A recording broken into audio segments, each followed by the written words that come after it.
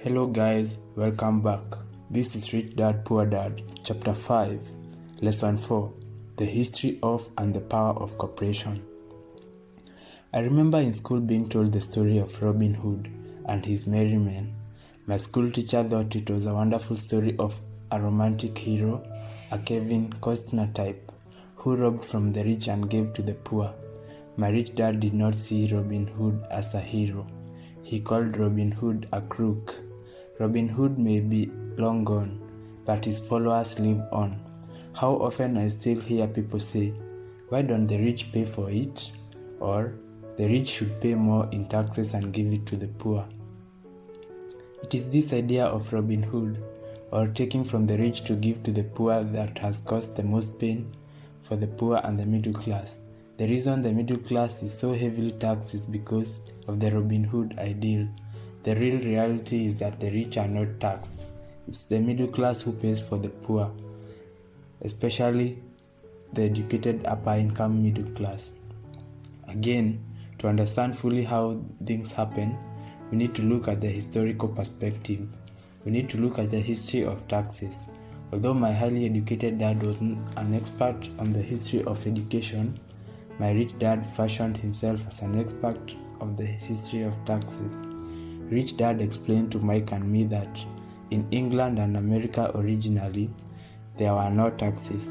Occasionally, there were temporary taxes levied in order to pay for wars. The king or the president would put the word out and ask everyone to chip in. Taxes were levied in Britain for the fight against Napoleon from 1799 to 1816, and in America, taxes were levied to pay for the Civil War from 1861 to 1865. In 1874, England made income tax a permanent levy on its citizens. In 1913, an income tax became permanent in the United States with the adoption of the 16th Amendment to the Constitution. At one time, Americans were anti-tax. It had been the excessive tax on tea that led to the famous Tea Party in Boston Harbor, an incident that helped ignite the Revolutionary War. It took approximately 50 years in both England and the United States to sell the idea of a regular income tax. What these historical dates fail to reveal is that both of these taxes were initially levied against only the rich. It was this point that the rich dad wanted Mike and me to understand. He explained that the idea of taxes was made popular and accepted by the majority by telling the poor and the middle class that taxes were created only to punish the rich. This is how the masses voted for the law, and it became constitutionally legal. Although it was intended to punish the rich, in reality, it wound up punishing the very people who voted for it, the poor and the middle class. Once government got a taste of the money, the appetite grew, said Rich Dad. Your dad and I are exactly opposite. He's a government bureaucrat, and I am a capitalist. We get paid, and our success is measured on opposite behaviors. He gets paid to spend money and hire people.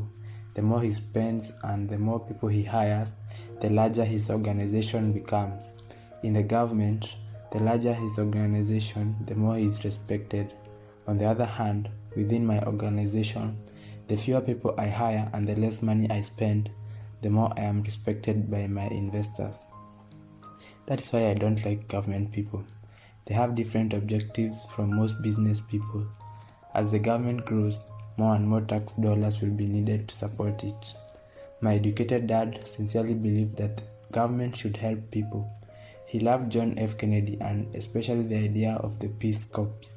He loved the idea so much that both he and my mom worked for the Peace Corps training volunteers to go to Malaysia, Thailand, and the Philippines.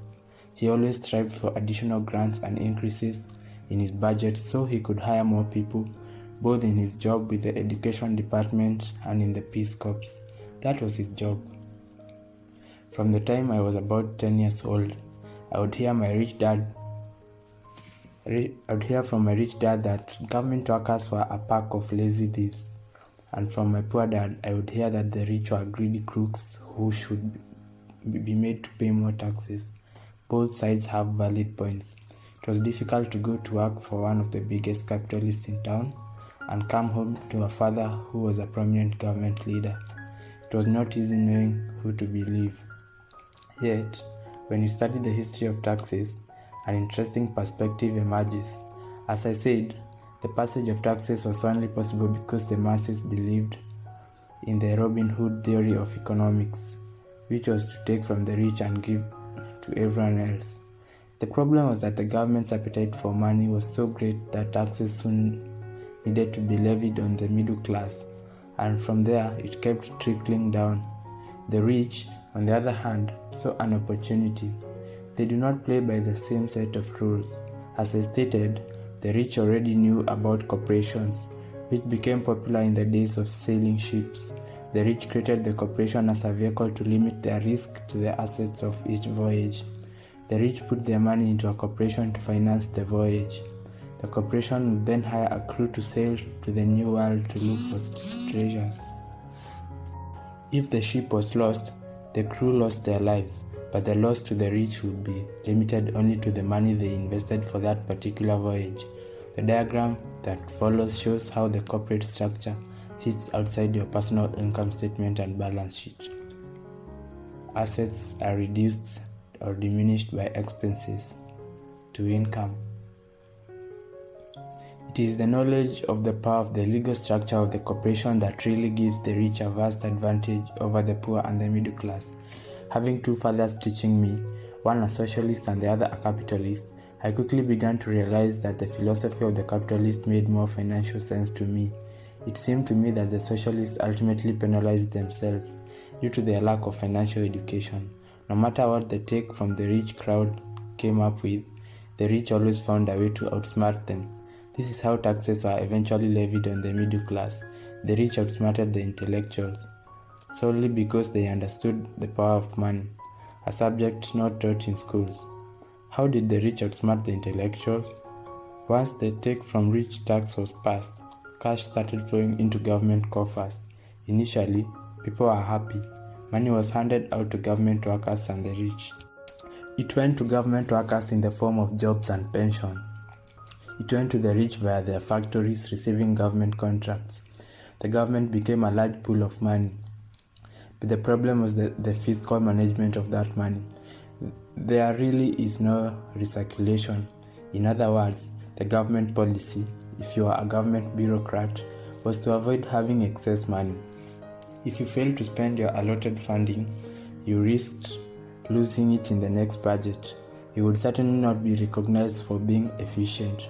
Business people, on the other hand, are rewarded for having excess money and are recognized for their efficiency.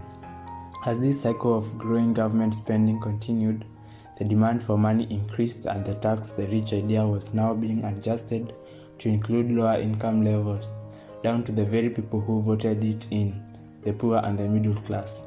True capitalists used their financial knowledge to simply find a way to escape. They headed back to the protection of a corporation. A corporation protects the rich.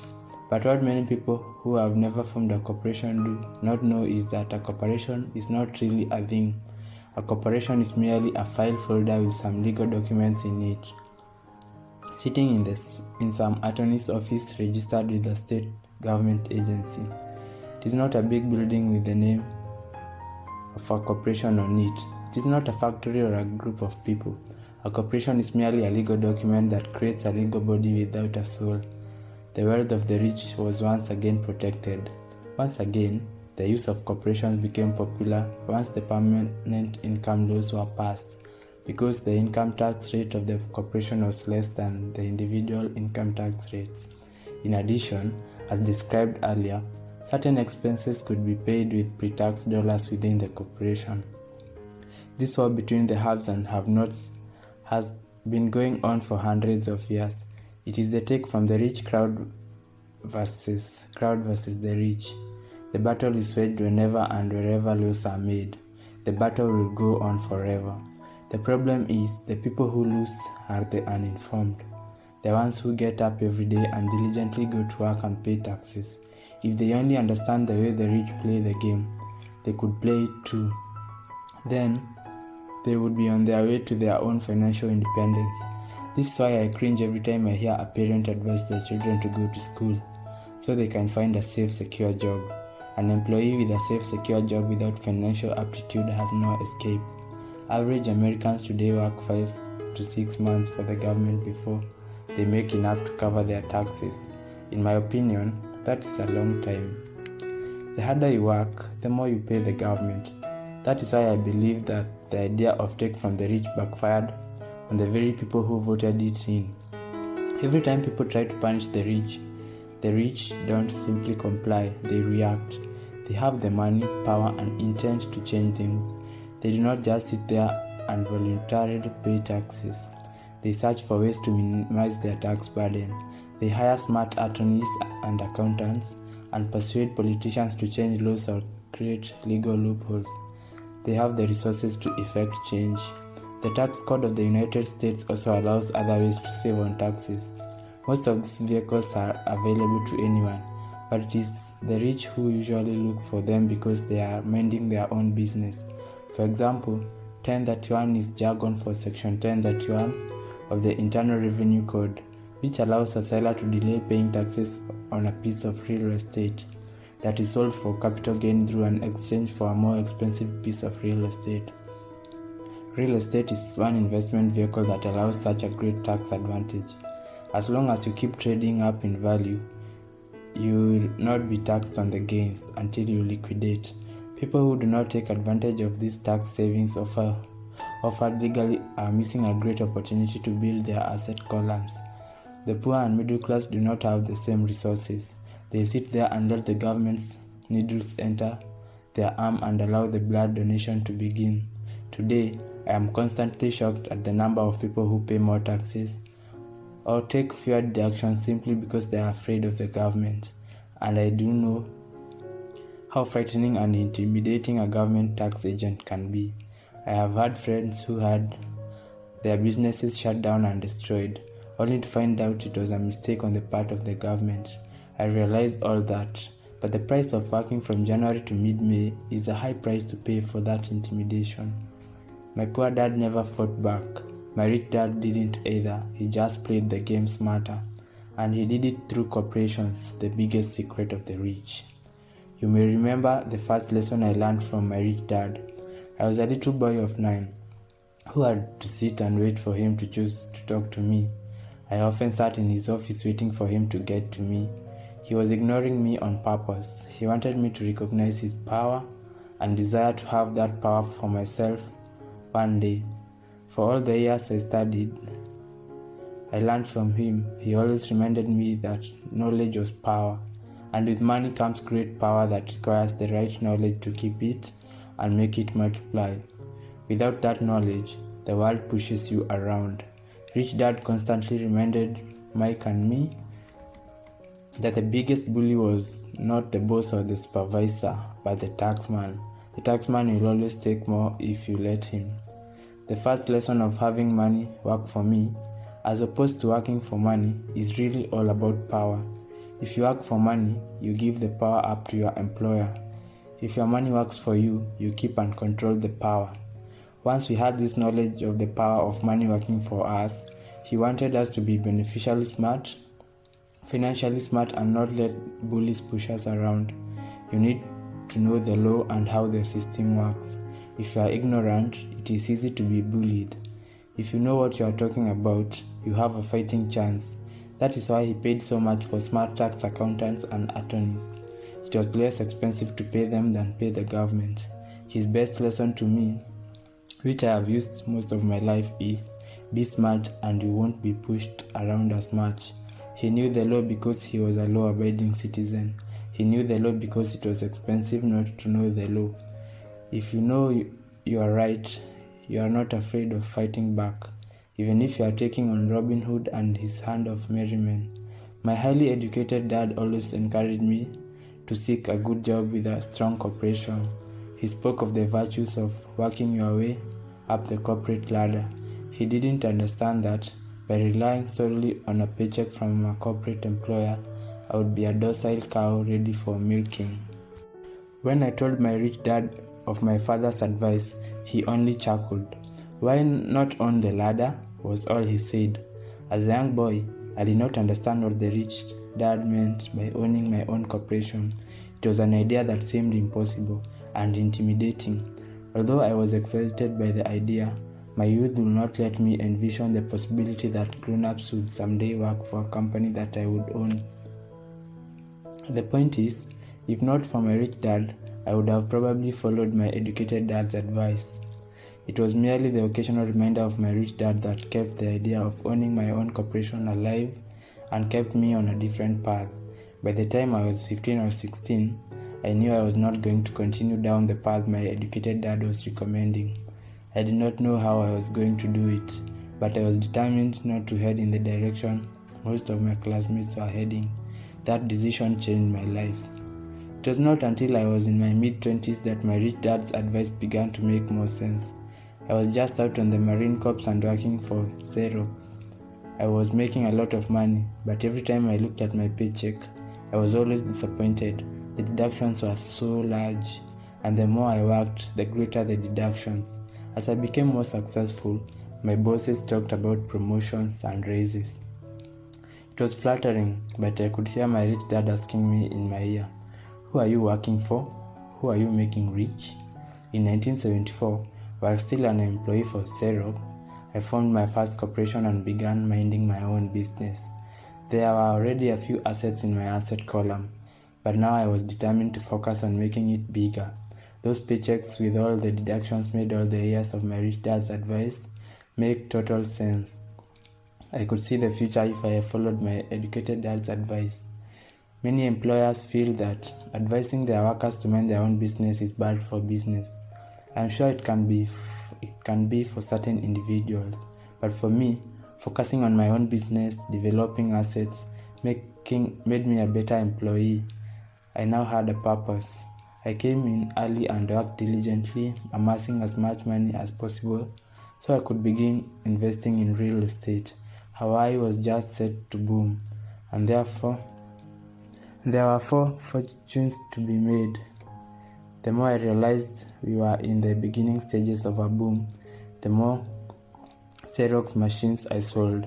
The more I sold, the more money I made, and of course, the more deductions there were from my paycheck. It was inspiring. I wanted out of the trap of being an employee so badly that I worked harder, not less. By 1978, I was consistently one of the top 5 salespeople in sales, often number 1. I badly wanted out of the rat race.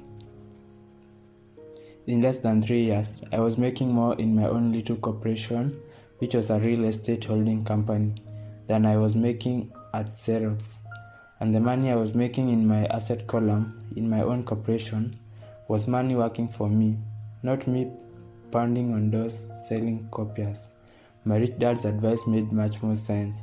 Soon, the cash flow from my properties was so strong that my company bought me my first Porsche. My fellow Xerox salespeople thought I was spending my commissions.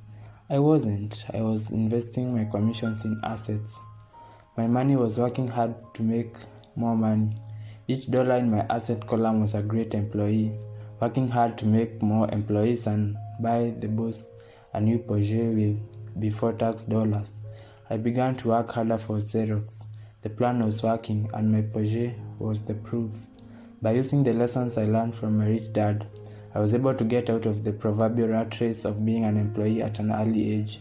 It was made possible because of the strong financial knowledge I had acquired through these lessons.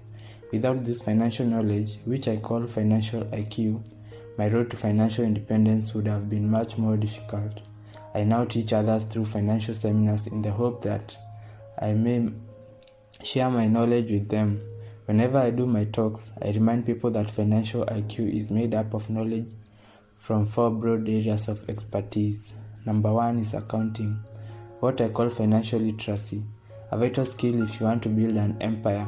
The more money you are responsible for, the more accuracy is required, or the house comes tumbling down. This is the left brain side of the details. Financial literacy is the ability to read and understand financial statements. This ability allows you to identify the strengths and weaknesses of any business. Number 2 is investing, what I call the science of making money. This involves strategies and formulas. This is the right brain side or the creative side. Number 3 is understanding markets, the science of supply and demand. There is a need to know the technical aspects of the market, which is emotion-driven. The Trico-Me-El model during Christmas 1996 is a case of a technical or emotion-driven market. The other market factor is the fundamental or the economic sense of an investment. Does an investment make sense or does it not make sense based on the current market conditions? Many people think the concepts of investing and understanding the market are too complex for kids. They fail to see that kids know those subjects intuitively.